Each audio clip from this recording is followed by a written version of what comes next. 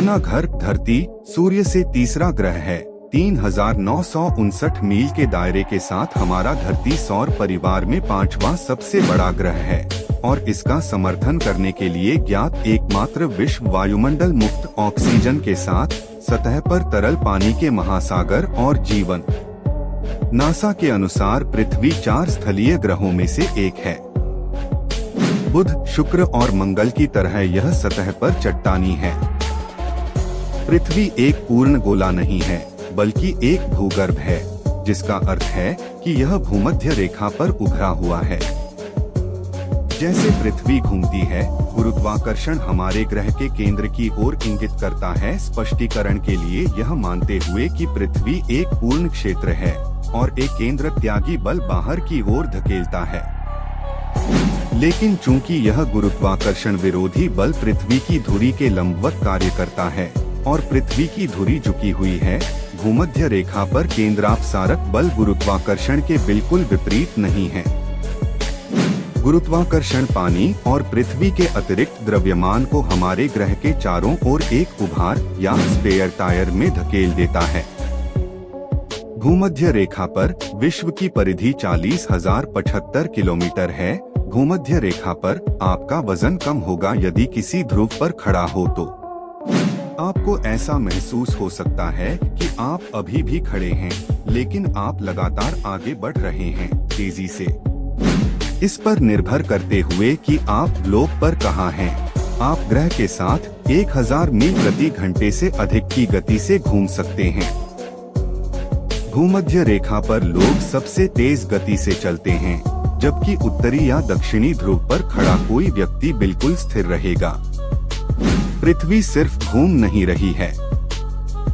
पृथ्वी हर 365.25 दिनों में सूर्य की परिक्रमा करती है, औसतन 18.5 मील प्रति सेकंड की गति से यात्रा करती है, यानी 1,07,826 किलोमीटर प्रति घंटा। शोधकर्ता ग्रह पर मौजूद सबसे पुरानी चट्टानों और पृथ्वी पर पाए गए उल्कापिंडों और उल्कापिंडों दोनों की डेटिंग के आधार पर पृथ्वी की आयु की गणना करते हैं, जो एक ही समय में बने थे जब सौर मंडल का निर्माण हो रहा था। उनके निष्कर्ष: वैज्ञानिकों का अनुमान है कि पृथ्वी लगभग 4.54 अरब वर्ष पुरानी है। जिस जमीन पर आप चल रहे हैं वह पुनर्चक्रित है। पृथ्वी का चट्टान चक्र आग्नेय चट्टानों को तलछटी चट्टानों से रूपांतरित चट्टानों में बदल देता है और फिर वापस आ जाता है।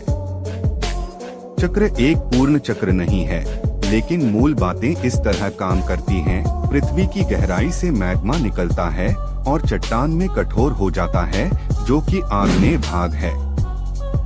टेक्टोनिक प्रक्रियाएं उस चट्टान को सतह पर ऊपर उठाएं, जहां कटाव के कारण टुकड़े टुकड़े हो जाएं। ये छोटे टुकड़े जमा हो जाते हैं और दब जाते हैं और ऊपर से दबाव उन्हें बलुआ पत्थर जैसी तलछटी चट्टानों में संकुचित कर देता है। यदि तलछटी चट्टानें और भी अधिक गहराई में दब जाती हैं, तो वे बहुत अधिक दबाव और गर्मी के तहत पककर रूपांतरित चट्टानों में बदल जाती हैं। रास्ते में निश्चित रूप से तलछटी चट्टानों को फिर से नष्ट किया जा सकता है या रूपांतरित चट्टानों को फिर से ऊपर उठाया जा सकता है। लेकिन यदि कायांतरित चट्टानें सबडक्शन क्षेत्र में फंस जाती हैं, जहां परत का एक टुकड़ा दूसरे के नीचे दब रहा है, तो वे खुद को वापस मैग्मा में तब्दील हो सकती हैं। पृथ्वी का चंद्रमा बल्कि मृत और निष्क्रिय दिखता है, लेकिन वास्तव में चंद्र भूकंप या चंद्रमा पर भूकंप चीजों को थोड़ा हिलाकर रख देते हैं। चंद्रमा पर भूकंप पृथ्वी को हिलाने वाले भूकंपों की तुलना में कम आम और कम तीव्र होते हैं।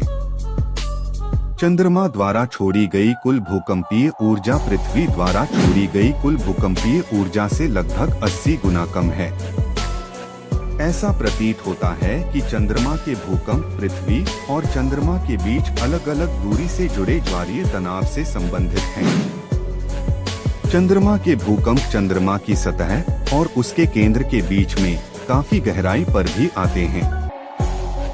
आपको क्या लगता है, कृपया कमेंट सेक्शन में बताएं और वीडियो ज्यादा से ज्यादा लोगों तक पहुंचे और चैनल को सब्सक्राइब करें। धन्यवाद।